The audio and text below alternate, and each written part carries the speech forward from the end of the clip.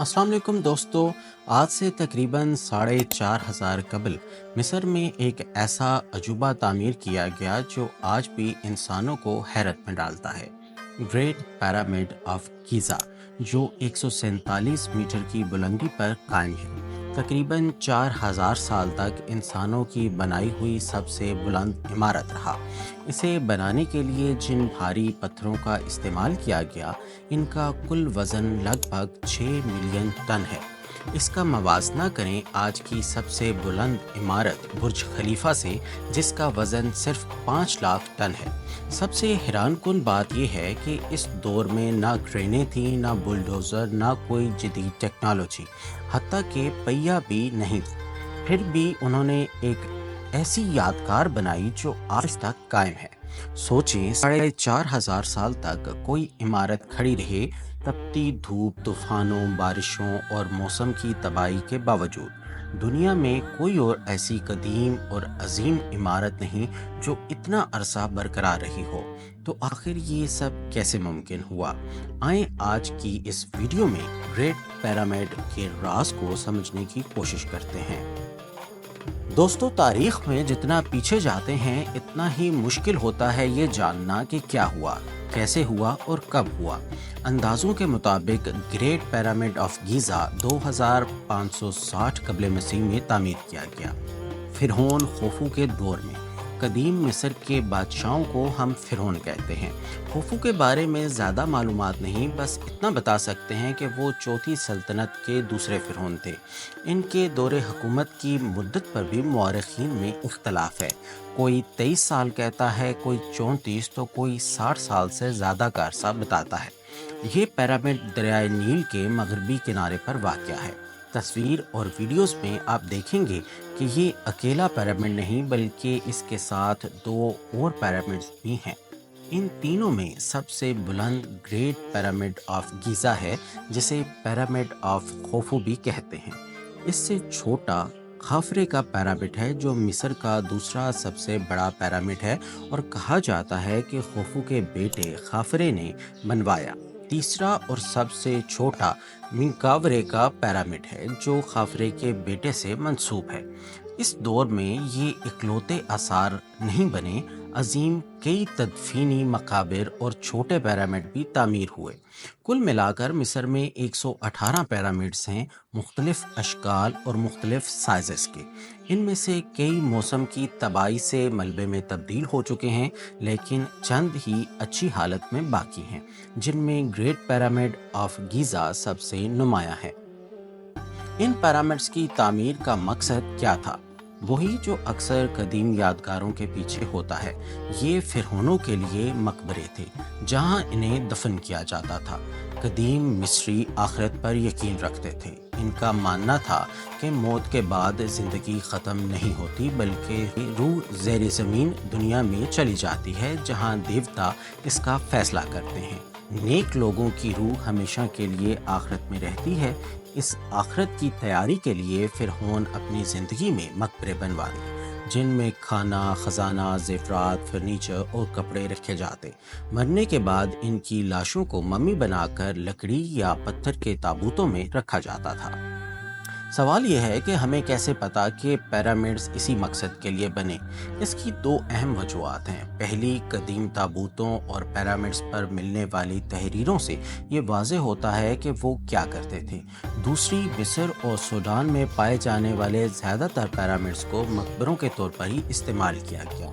ताहम great pyramid के अंदर हमें कोई ठोस सबूत नहीं मिला, सिवाय 3 कमरों और एक खाली ताबूत के। हमें कैसे पता चला कि ये ताबूत खुफू का था?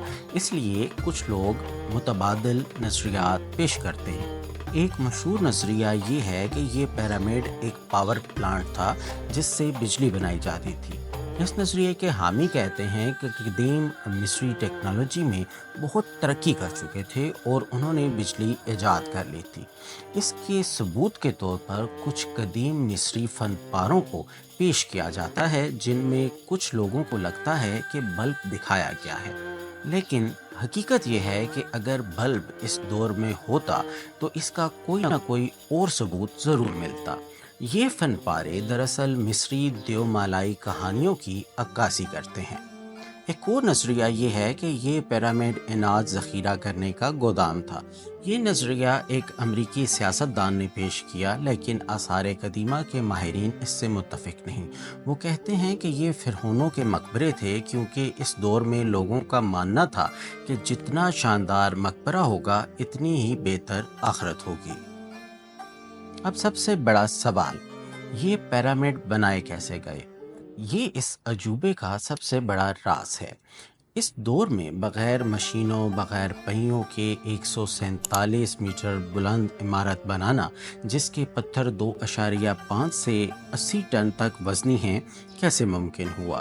وہ بھی صرف 20 سال میں۔ کئی نظریات ہیں، لیکن ایک عام غلط فہمی یہ ہے کہ یہ غلاموں نے بنائے۔ حقیقت میں یہ ہنرمند مزدوروں کا کام تھا، جنہیں اچھا کھانا دیا جاتا تھا۔ آثار قدیمہ سے پتہ چلتا ہے کہ مزدور صحت مند اور متحد تھے، اور پورا معاشرہ اس قومی منصوبے میں شریک تھا۔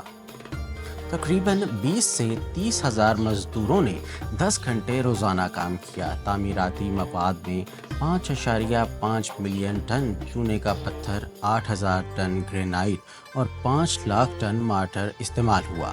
پتھر قریبی علاقوں یا زیادہ سے زیادہ 800 کلومیٹر دور سے لائے گئے۔ انہیں تانبے اور اوزاروں سے کاٹا جاتا تھا، اور سخت پتھروں کے لیے ٹرولائٹ کا استعمال ہوتا تھا۔ پتھروں کو منتقل کرنے کے لیے دریا پر بیڑوں اور گیلی ریت پر سلیجز کا استعمال کیا گیا۔ ایک تحقیق سے پتہ چلا کہ گیلی ریت پر رگڑ کم ہوتی ہے، جس سے بھاری پتھر گھسیٹنا آسان ہو جاتا ہے۔ پتھروں کو ایک کے اوپر ایک رکھنے سے ریمپ سسٹم استعمال ہوا۔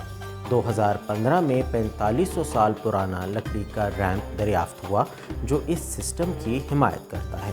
رسیوں اور لکڑی کے ڈنڈوں سے پتھر اوپر کھینچے جاتے تھے۔ ایک اور نظریہ لیور سسٹم کا ہے، جو پتھر اٹھانے کے لیے استعمال ہوتا تھا۔ یہ شادوف نامی میکانزم سے ملتا جلتا تھا، جو پانی نکالنے کے لیے بھی استعمال ہوتا تھا۔ لیکن یہ نظریات مکمل وضاحت نہیں دیتے۔ 20 سال میں ہر 3 منٹ میں ایک پتھر رکھنا تقریباً ناممکن لگتا ہے، اس لیے یہ راز آج بھی راز ہے۔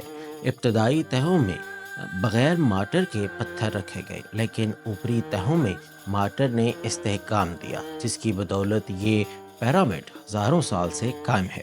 دلچسپ بات یہ ہے کہ اس مارٹر کی کیمسٹری تو معلوم ہے، لیکن اسے دوبارہ بنانا ممکن نہیں ہوا۔ پیرامڈ کی بیرونی تہہ سفید چونے کے پتھر سے بنی تھی، جو سورج کی روشنی میں چمکتی تھی۔ اب یہ تہہ زیادہ تر ختم ہو چکی ہے، لیکن خافرے کے پیرامڈ پر کچھ حصہ اب بھی نظر آتا ہے۔ ڈیزائن کے لحاظ سے یہ پیرامڈ چاروں سمتوں، شمال، جنوب، مشرق، مغرب کی طرف بالکل درست رخ کرتے ہیں، صرف ایک 15ویں ڈگری کی معمولی غلطی کے ساتھ۔ اس وقت نہ کمپاس تھا، نہ جی پی ایس۔ ایک نظریہ کہتا ہے کہ خزاں اور بہار کے ایکونائکس سے سمت طے کی گئی، اور ایک نظریہ اوریون ستاروں سے تعلق جوڑتا ہے۔ لیکن یہ متنازع ہے، کیونکہ تینوں پیرامڈ ایک وقت میں نہیں بنے، اور ستاروں کی پوزیشن ہزاروں سالوں میں بدل چکی ہے۔ کچھ لوگ ایلین سے تعلق جوڑتے ہیں، لیکن یہ غیر سائنسی نظریات ہیں۔